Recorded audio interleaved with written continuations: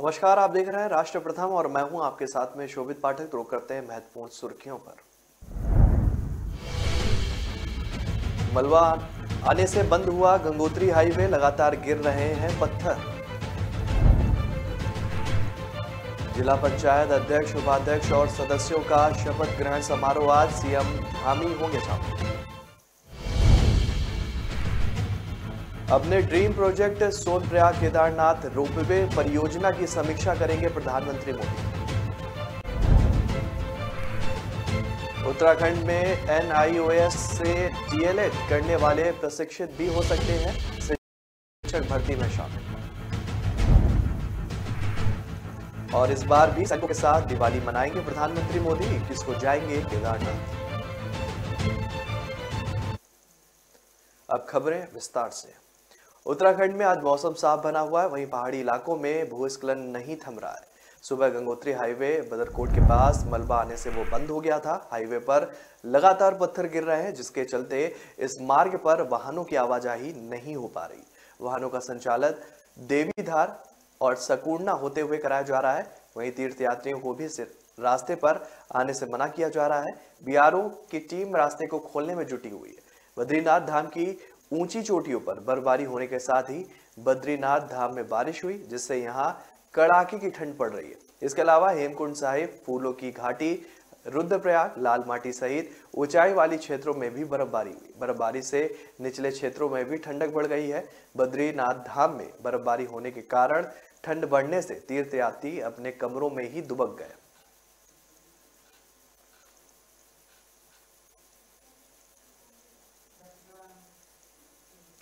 Block प्रमुख आशा नेगी समेत ज्येष्ठ उप प्रमुख ऊधम सिंह और कनिष्ठ उप प्रमुख धर्मेंद्र क्षेत्र पंचायत सदस्यों को एसडीएम पूरन सिंह राणा ने शपथ दिलाई। वहीं आज जिला पंचायत के अध्यक्ष, उपाध्यक्ष की उन्होंने शपथ लेंगे। शपथ ग्रहण कार्यक्रम को भव्य बनाने के लिए जनपद भर से जनप्रतिनिधियों समेत मुख्यमंत्री पुष्कर सिंह धामी को भी आमंत्रित किया गया। बहादुराबाद ब्लॉक सभागार में शपथ ग्रहण के दौरान एसडीएम ने कहा कि चुने गए सभी क्षेत्र पंचायत सदस्य ग्रामीण क्षेत्रों का विकास करने के लिए कार्य करें, वहीं पूरी निष्ठा और ईमानदारी से अपने शक्तियों का प्रयोग भी करें। इस मौके पर बीडीओ मानस मित्तल, क्षेत्र पंचायत सदस्य दीपा रानी, आशीष कुमार, लोकेश कुमार, कल्पना चौहान, नजमा, एडीओ पंचायत विजेंद्र कुमार सैनी, केसी शर्मा आदि मौजूद रहे। भल्ला इंटर कॉलेज के मैदान पर जिला पंचायत अध्यक्ष राजेंद्र सिंह उर्फ किरण चौधरी व जिला पंचायत उपाध्यक्ष अमित चौहान समेत सभी सदस्यों को शपथ दिलाई गई। कांग्रेस में जनपद में जनप्रतिनिधि, विधायक, सांसद, मेयर, पालिका अध्यक्ष, नगर पंचायत अध्यक्ष व पार्षद व सभासद आमंत्रित किए गए। जिला पंचायत के अपर प्रमुख अधिकारी बीसी छिम्बाल ने बताया कि शपथ ग्रहण के बाद जिला पंचायत के सभागार में जिला पंचायत की पहली परिचयात्मक बैठक भी की जाएगी।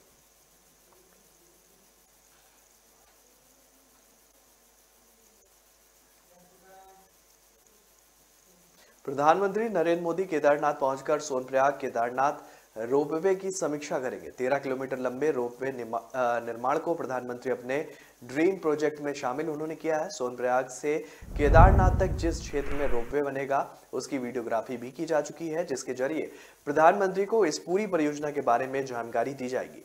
प्रधानमंत्री केदारनाथ भ्रमण के दौरान सोनप्रयाग केदारनाथ रोपवे परियोजना की समीक्षा भी करेंगे। इसके लिए एनएचआई की ropeway wing, national highway logistic management limited, रसद प्रबंध लिमिटेड ने परियोजना के निदेशक पंकज कुमार मौर्य के निर्देशन में सोनप्रयाग से केदारनाथ तक रोपवे निर्माण क्षेत्र की वीडियो व फोटोग्राफी भी की है। उन्होंने बताया कि वीडियो व फोटो के माध्यम से प्रधानमंत्री मोदी को सोनप्रयाग केदारनाथ रोपवे परियोजना के बारे में पूरी जानकारी दी जाएगी। अधिकारियों का भी कहना है कि रोपवे निर्माण के लिए वन भूमि हस्तांतरण की कार्रवाई शुरू होगी। साथ ही चिन्हित किए गए पेड़ों का छपान भी पूरा किया जाएगा। इसके बाद अंतिम डीपीआर केंद्र सरकार को भेजी जाएगी। मार्च 2023 में रोपवे परियोजना का निर्माण शुरू हो जाएगा और सोनप्रयाग केदारनाथ रोपवे में सोनप्रयाग व गौरीकुंड मुख्य स्टेशन होंगे।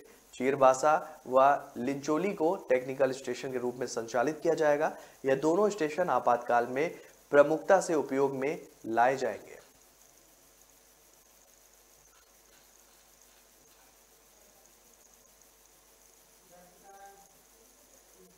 राष्ट्रीय मुक्त विद्यालय शिक्षा संस्थान से डीएलएड करने वाले उत्तराखंड के 37,000 प्रशिक्षितों के लिए राहत भरी खबर है। उन्हें राज्य में 2,648 पदों पर चल रही राजकीय प्राथमिकी विद्यालयों के सहायक अध्यापकों की भर्ती में शामिल किया जा रहा है। सूत्रों के अनुसार शिक्षक भर्ती में शामिल करने की अनुमति रद्द करने के आदेश पर हाईकोर्ट की रोक के खिलाफ सरकार सुप्रीम कोर्ट नहीं जाएगी। प्रदेश में शिक्षकों की भर्ती के लिए शिक्षा विभाग ने वर्ष 2020-21 में 2,648 पदों के लिए आवेदन भी मांगे थे। जिला शिक्षा एवं प्रशिक्षण संस्थानों से डीएलएड और बीएड अभ्यर्थियों के साथ एनआईओएस और डीएलएड अभ्यर्थियों ने भी इसके लिए आवेदन किए। एनआईओएस की डीएलएड अभ्यर्थियों का कहना है कि मानव संसाधन विकास मंत्रालय एवं एनसीटी ने उन्हें मान्यता मिली हुई है। प्रदेश सरकार ने भी इनके प्रमाण पत्र को मान्य बनाया। 15 जनवरी 2021 को शासन की ओर से आदेश जारी कर इन्हें शिक्षक भर्ती में शामिल होने की अनुमति दी गई, लेकिन शासन ने इस आदेश के बाद 10 फरवरी 2021 को एक अन्य आदेश जारी कर 15 जनवरी 2021 के अपने आदेश को यह कहते हुए रद्द कर दिया कि सरकार की ओर से एनआईओएस और डीएलएड को शिक्षक भर्ती में शामिल न करने का निर्णय लिया गया है।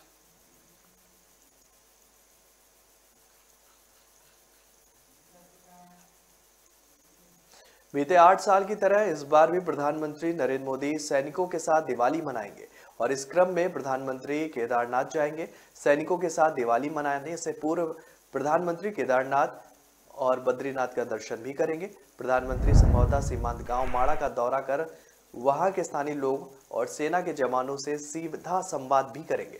गौरतलब है कि प्रधानमंत्री बनने के बाद मोदी ने हर दिवाली सैनिकों के साथ मनाई है और उत्तराखंड दौरे के क्रम में पीएम इसी शुक्रवार को केदारनाथ जाएंगे।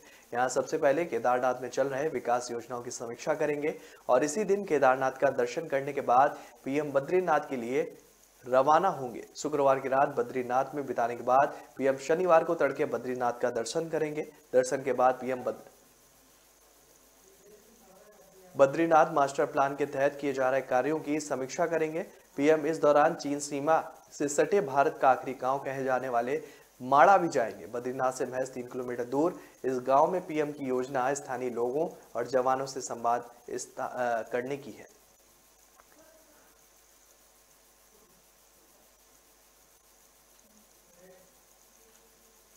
तो रुक रहे हैं छोटे से ब्रेक के लिए। ब्रेक के बाद जल्द हाजिर होंगे।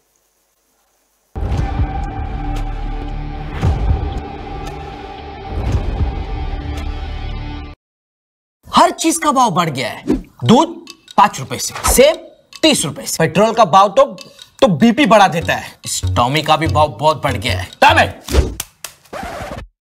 चिल माचा, शुक्र है रैपिडो ऑटो के भाव तो नहीं बढ़े। ऑटोज में सबसे किफायती और आपके घर तक भी best price assured. Forget meter, enjoy every kilometre.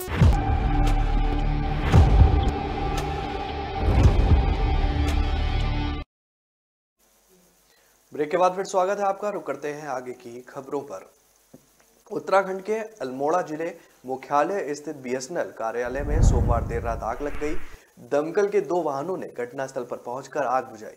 आग से सर्वर रूम पूरी तरीके से जल गया। बताया जा रहा है कि इसके चलते बीएसएनएल की 4 जिलों में अल्मोड़ा, बागेश्वर, चंपावत, पिथौरागढ़ की सेवाएं प्रभावित हुई हैं। हालांकि इसकी अभी पुष्टि नहीं हो पाई है। प्रभारी अग्निशमन अधिकारी उमेश परगाई ने बताया कि रात करीब 11 बजे सूचना पर दमकल की टीम तत्काल भेज दी गई थी। फिलहाल आग के कारणों का पता नहीं लग सका है। दमकल के 2 वाहनों ने घंटे भर की मशक्कत के बाद बमुश्किल आग पर काबू पाया और फाइबर रूम और सर्वर जलने की सूचना इधर मिल रही है। इधर आग लगने के बाद से ही क्षेत्र में लगभग सभी नेटवर्क प्रदाताओं की संचार व्यवस्था ठप हो गई है। आग के कारणों का फिलहाल पता नहीं लग पाया है। दमकल विभाग के मुताबिक जून 2020 में भी इसी कार्यालय में आग लगी थी और उस दौरान भी 4 जिलों की सेवाएं पूरी तरीके से ठप हो गई थी।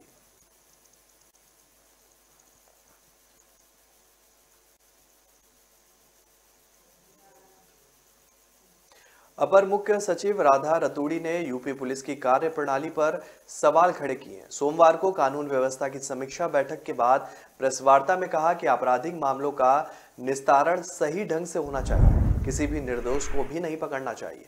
कई बार यूपी पुलिस निर्दोष को पकड़ लेती है और कहती है कि हमने मामला सुलझा लिया है। ये भी गलत है। लेकिन देर शाम एसीएस ने अपने बयानों से पलटते हुए कहा कि उत्तर प्रदेश व उत्तराखंड पुलिस सबसे अच्छा काम कर रही है।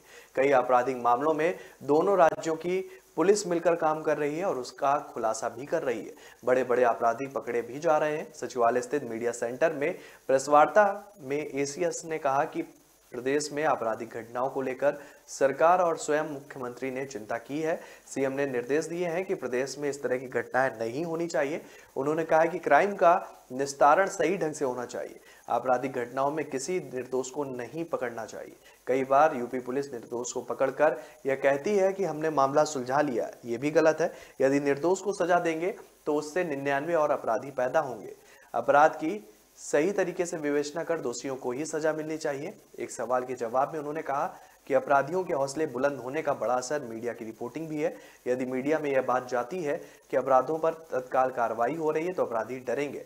डोईवाला की घटना दुखद है और ऐसी घटनाओं में इनसाइडर ही संलिप्त होते हैं। डोईवाला में चोरी की घटना को अंजाम देने वालों को यह पता था कि घर में जेवर कैसे रखे हैं। समाज में सुरक्षा के प्रति जागरूकता की भी कमी है। जागरूकता के लिए मीडिया भी विशेष पहल कर अपराधों को अंजाम देने में असामाजिक तत्व होते हैं, उनका सबका प्रयास होना चाहिए कि संयुक्त रूप से असामाजिक तत्वों का नियंत्रण करें। साथ ही पुलिस का मनोबल भी बढ़ाएं। और इस मौके पर डीजीपी अशोक कुमार, अपर पुलिस महानिदेशक अभिनव कुमार भी मौजूद थे।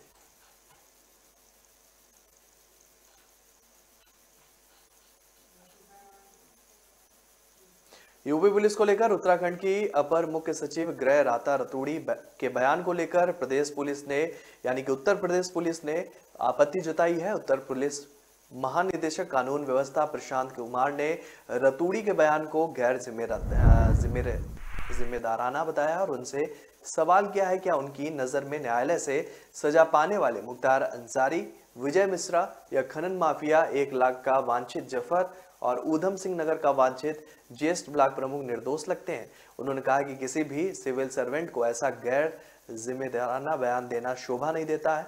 आपको बता दें कि उत्तराखंड में अपराधी पकड़ने गई यूपी पुलिस की फायरिंग में एक महिला की मौत होने से मचे बवाल को लेकर राता रतूड़ी ने कहा था कि यूपी पुलिस दोषियों की बजाय निर्दोष लोगों को पकड़ती है। निर्दोष लोगों को पकड़कर क्राइम केसों को सॉल्व करने का चलन बहुत ही गलत है। उन्होंने यह भी आरोप लगाया था कि यूपी पुलिस कई बार निर्दोष व्यक्तियों को पकड़कर कहती है कि हमने क्राइम केस सॉल्व कर दिया, जो सरासर गलत है।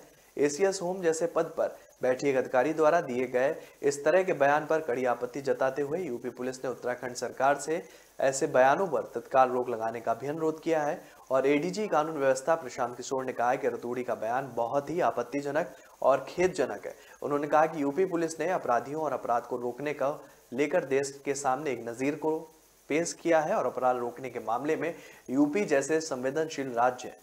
ऐसी स्थिति में उत्तराखंड की एक जिम्मेदार अधिकारी द्वारा दिया गया बयान दुर्भाग्यपूर्ण है।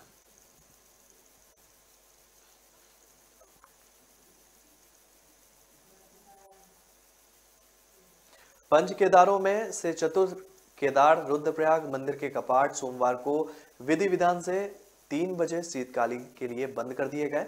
अब श्रद्धालु ग्रीष्मकाल में 6 माह तक भगवान रुद्रनाथ के दर्शन गोपेश्वर के गोपीनाथ मंदिर में करेंगे। कपाट बंद होने के मौके पर रुद्रनाथ मंदिर में करीब 300 भक्तगण मौजूद रहे। भक्तों के साथ रुद्रनाथ की डोली डुमक गांव पहुंची। समुद्र से 11,808 मीटर की ऊंचाई पर चतुर्थ केदारनाथ रुद्रनाथ मंदिर स्थित है। यहाँ भोलेनाथ के मुख्य दर्शन होते हैं।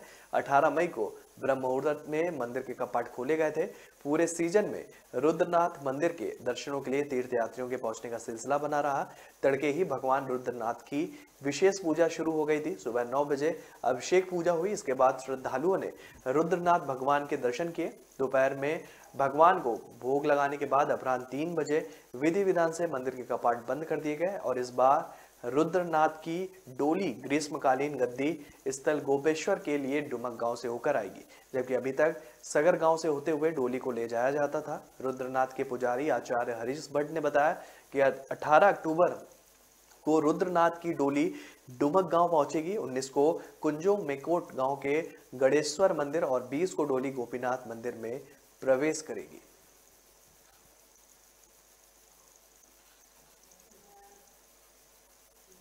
कांग्रेस के राष्ट्रीय अध्यक्ष पद पर वरिष्ठ नेता मल्लिकार्जुन खड़गे, शशि थरूर के बीच हुए मुकाबले में पीसीसी सदस्यों ने भी मतदान किया। कुल 223 सदस्यों में से 197 सदस्य कांग्रेस मुख्यालय भवन में बने बूथ में मतदान के लिए पहुंचे। कुछ सदस्यों ने दिल्ली तो कुछ ने पटना और दूसरी जगह पर वोट डाला। इस तरह से उत्तराखंड पीसीसी की ओर से कुल 209 सदस्यों ने अपने मताधिकार का प्रयोग किया है। सोमवार को उत्तराखंड प्रदेश कांग्रेस कमेटी कार्यालय में सुबह 10 बजे मतदान शुरू हुआ, जो शाम 4 बजे तक चला। प्रदेश चुनाव अधिकारी जीसी चंद्रशेखर, एपीआरओ मनोज भारद्वाज, जयशंकर पाठक और डीआरओ देहरादून धर्मेंद्र सोलंकी व हर्ष बंसल की देखरेख में चुनाव संपन्न हुआ। प्रदेश अध्यक्ष करण महारा, नेता प्रतिपक्ष यशपाल आर्या एवं पूर्व प्रदेश अध्यक्ष गणेश घोदियाल सहित पीसीसी के 197 से अधिक मताधिकार का प्रयोग किया गया। मतदान स्थल पर पत्रकारों से अनौपचारिक वार्ता में प्रदेश कांग्रेस अध्यक्ष करण महारा ने कहा कि कांग्रेस के राष्ट्रीय अध्यक्ष का निर्वाचन एक लोकतांत्रिक प्रक्रिया है तहत मतदान के माध्यम से होता है, जबकि कांग्रेस पार्टी पर आरोप लगाने वाली पार्टी की राष्ट्रीय अध्यक्ष कब नियुक्त हो जाते हैं, लोगों को इसका पता समाचार चैनलों से चलता है। वहीं उपाध्यक्ष संगठन मथुरा दत्त जोशी, महामंत्री संगठन विजय सारस्वत भी मौजूद रहे।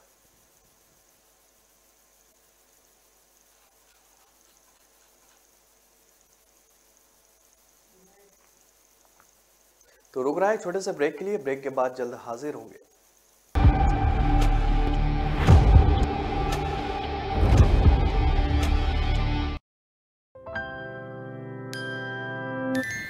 दीदी, अब ऐसे ऑटो लेने कहाँ तक जाओगी? दरवाजे तक।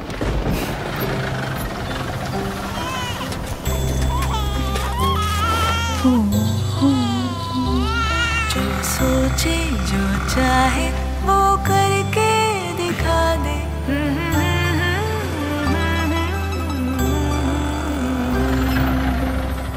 Thank you. Welcome back Kavita.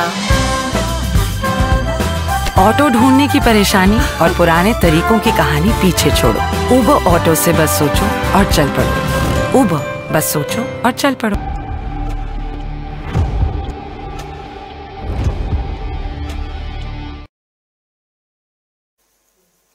Break के बाद फिर स्वागत है आपका। रुक करते हैं आगे की खबरों पर। चारधाम तीर्थयात्रियों की संख्या बढ़ने के साथ ही फिर ग्रीन कार्ड की मांग अब तेजी से बढ़ रही है। उत्तराखंड के अलावा यूपी, मध्य प्रदेश, झारखंड, पश्चिम बंगाल, गुजरात, महाराष्ट्र, तमिलनाडु, ओडिशा आदि राज्यों के बड़ी संख्या में तीर्थयात्री चारधाम यात्रा पर आने लगे। यात्रियों की संख्या बढ़ने के साथ ही चारधाम यात्रा पर जाने वाली गाड़ियों की संख्या में भी बढ़ोतरी दर्ज की गई है और इसके साथ ही ग्रीन कार्ड की मांग भी बढ़ गई है। परिवहन विभाग के अधिकारियों की माने तो फिलहाल ऋषिकेश में प्रतिदिन 100 के करीब ग्रीन कार्ड बनाए जा रहे हैं। आरटीओ डीसी पटोई ने बताया कि फिलहाल चारधाम यात्रा पर जाने वाली गाड़ियों के लिए प्रस्थान को ग्रीन कार्ड बनाए जा रहे हैं, लेकिन उम्मीद है कि एक सप्ताह बाद तीर्थयात्रियों की संख्या में और बढ़ोतरी होगी। ऐसे में न सिर्फ गाड़ियों की संख्या बढ़ने की संभावना है, बल्कि ग्रीन कार्ड की मांग भी तेजी से बढ़ेगी। यात्रा पर जाने वाली गाड़ियों के लिए ग्रीन कार्ड बनाने में दिक्कत न हो, इसके लिए ऋषिकेश में पर्याप्त संख्या में कर्मचारियों को तैनाती की गई है। जरूरत के मुताबिक अतिरिक्त कर्मचारी तैनात किए जाएंगे। यात्रा पर जाने वाली सभी गाड़ियों को ग्रीन कार्ड बनाया जाता है ताकि यह सुनिश्चित किया जा सके कि यात्रा पर जा रही गाड़ियां तीर्थयात्रियों के लिए सुरक्षित हैं या नहीं। साथ ही गाड़ियों में तीर्थयात्रियों की संख्या का भी पता लगाने के साथ यह आंकड़ा जुटाया जाता है कि दूसरे राज्यों में कितने तीर्थयात्रियों ने चारधाम यात्रा की है।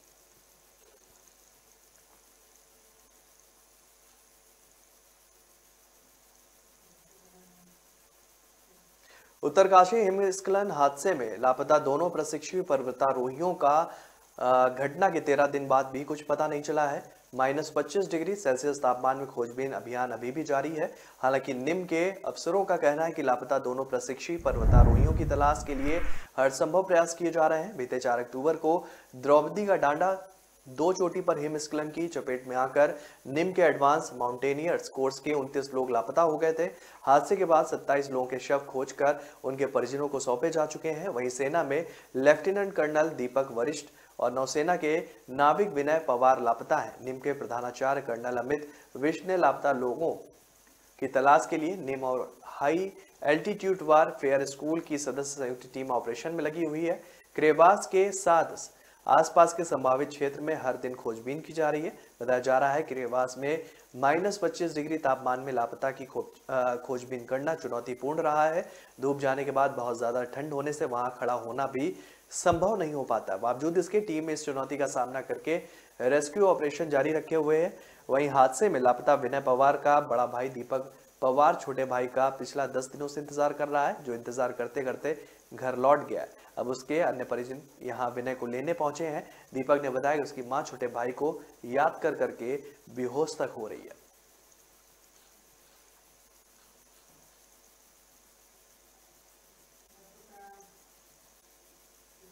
उत्तराखंड योग वेलनेस टूरिज्म में वैश्विक स्तर पर तेजी से उभर सकता है। उत्तराखंड योग भूमि रही है और यहां से प्रशिक्षण लेकर विभिन्न देशों में लोग योग का प्रशिक्षण दे रहा है। राज्य में अधिक से अधिक लोगों को योग प्रशिक्षण देने के लिए बेहतर व्यवस्था की जा रही है। पर्वतीय क्षेत्रों के उत्पादों को बढ़ावा देने के लिए उत्पादन, ब्रांडिंग, पैकेजिंग पर विशेष ध्यान देने की जरूरत है। सोमवार को मुख्यमंत्री पुष्कर सिंह धामी से मुलाकात कर 7 देशों में भारत के राजदूतों ने ये सुझाव दिए।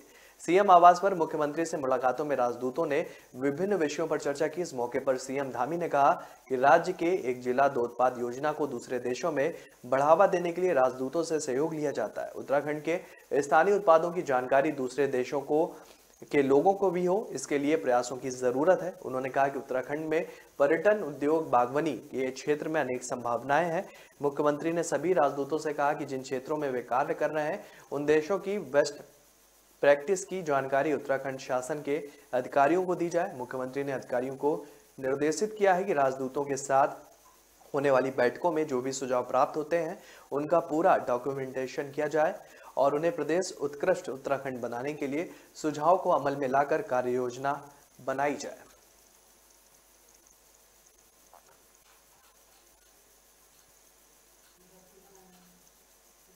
तीन दिवसीय प्रवास पर आए भाजपा के राष्ट्रीय महामंत्री कैलाश विजयवर्गीय ने धामी सरकार की पीठ थपथपाई है। उन्होंने कहा कि बूथ स्तर पर उन्हें अच्छा फीडबैक मिला है।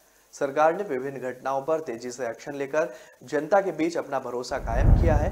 उत्तराखंड प्रवास के अंतिम दिन पत्रकारों से वार्ता करते हुए कैलाश विजयवर्गीय ने कहा कि राज्य सरकार व संगठन आपसी तालमेल से प्रदेश के विकास के लिए बेहतर काम कर रहा है। उन्होंने कहा कि आज मोदी सरकार में केंद्र से आया 1 रुपए भी सीधे लाभार्थियों तक पहुंच जाता है, जो हमारी नियत व नीति का प्रमाण है। उन्होंने बूथ मंडल स्तर तक के कार्यकर्ताओं से सरकार व पार्टी के कामों की जानकारी ली है। आम जनता तक केंद्र व राज्य सरकार की योजनाओं का लाभ पहुंच रहा है। वह इस प्रवास की एक रिपोर्ट पार्टी के राष्ट्रीय अध्यक्ष को भी सौंपेंगे। इस मौके पर पार्टी के प्रदेश अध्यक्ष के साथ कई कार्यकर्ता भी मौजूद रहे। एक सवाल का जवाब में कैलाश विजयवर्गीय ने तंज किया कि उम्र के इस पड़ाव में खड़गे ने कांग्रेस में परिवर्तन लाने की उम्मीद करना बेमानी है। गांधी परिवार को बस नाम का ही अध्यक्ष चाहिए और नाम का ही पीएम। उन्होंने यात्रा पर तंज किया। राहुल के पिता के नाना ने ही कश्मीर में धारा 370 लगाकर भारत तोड़ने का अभियान जो है वो शुरू किया था। भाजपा ने 370 हटाकर भारत को जोड़ने का काम किया है। कैलाश विजयवर्गीय के उत्तराखंड प्रवास पर मीडिया की खबरों को लेकर भी उन्होंने अपनी बात रखी। उन्होंने कहा कि मेरे बच्चे भी मुझसे पूछते हैं कि उत्तराखंड की मीडिया आपको क्या समझती है। उन्होंने कहा कि 8 संगठन मंत्रियों को चक्रवार अलग अलग राज्यों में प्रवास करना होता है। वह केवल प्रवास के लिए यहाँ आए थे। वह भाजपा के सबसे सीधे कार्यकर्ता है।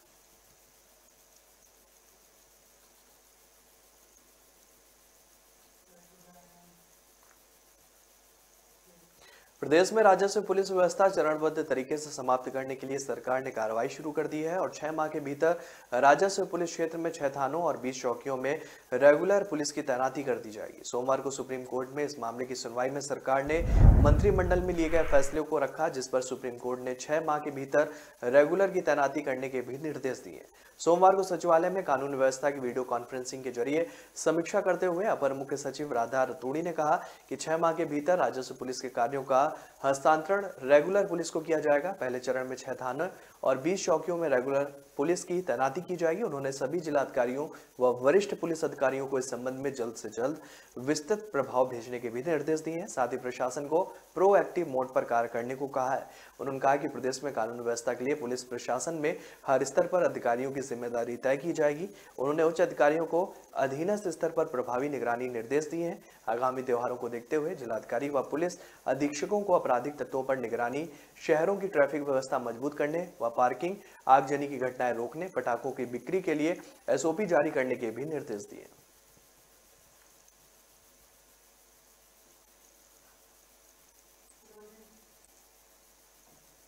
तो फिलहाल इस बुलेटिन में मेरे साथ इतना ही। आगे की खबरों के लिए आप बने रहिए राष्ट्र प्रथम के साथ। तब तक के लिए नमस्कार।